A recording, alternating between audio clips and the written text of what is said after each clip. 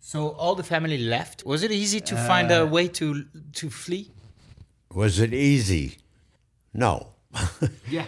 They had to sell everything at bargain prices. They owned this store, Leopold Marshall. So that's the name of your Yeah, father? you or can your... all these pictures you can take. Yeah. Okay. Oh, yeah, of course, yeah. Oh, I can take? Well, one picture. day I'll get him back. Oh, yeah, of course. Yes. Yeah. No. Yes. Yes. I'm just going to take the pictures and probably And scan here it. are sisters. I suppose I'm in one of these little chariots or a little car. But that's the whole family there.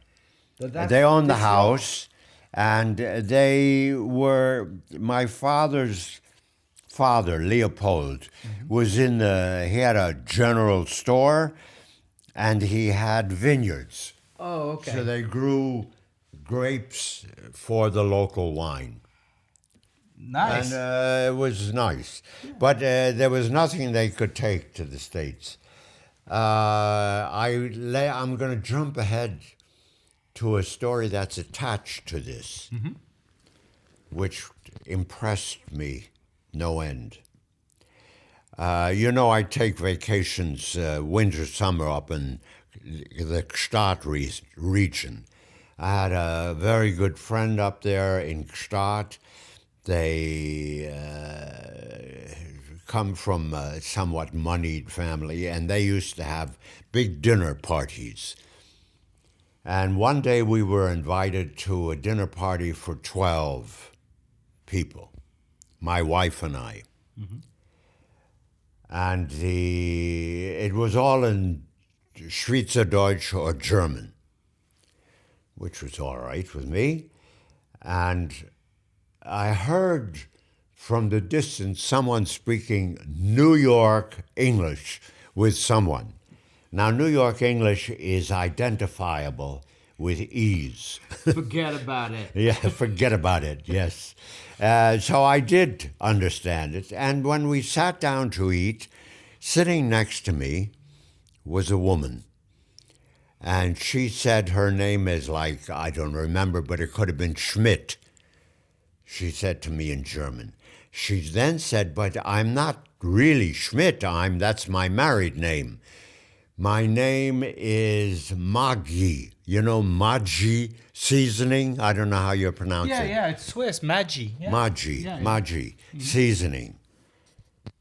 I said, Maggi seasoning? That's very interesting. He said, and you're from the United States? Yes.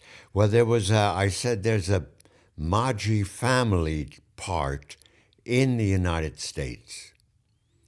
She says, yes, my father lived there with his wife and me. I was born in the States. And I said, was your father very humanitarian-minded? Oh, she said, very much so. I said, did your father give guarantees for financial situations for refugees?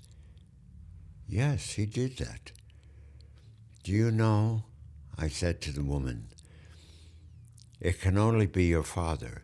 If it wasn't your father, for him, I would be dead. She took a deep breath and needed an explanation, which I gave her. And she started to cry. And she had such big tears in her eyes, crocodile tears in her eyes, that I started to cry. And the rest of the 10 people from around the table stopped their conversation, and they looked at both of us and said, what has this Marshall told this poor woman that made her cry? So we had to tell them the story, and no one could believe it, but it was a true story. So here I find the woman who guaranteed the Marshall family. Wow. No, he did many more.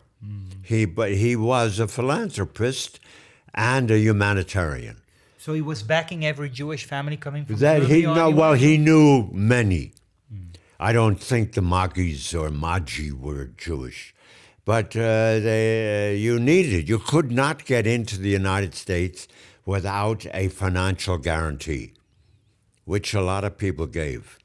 That's crazy. Isn't that crazy? So you owe your life to people who are simply... Yes. And you human. never know it. And here in tiny Stadt, I meet the woman whose father is responsible for this. That's a mystery. And it's not, you can't say, well, if it wasn't one person, it would be another.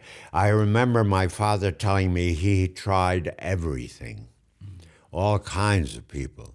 A lot of the Jews tried the Hollywood Jews. You know, Hollywood from Louis Mayer, Metro Goldwyn Mayer. Of course, they got no's because everybody tried them. Of course, yeah. So he was happy to get this, and we went.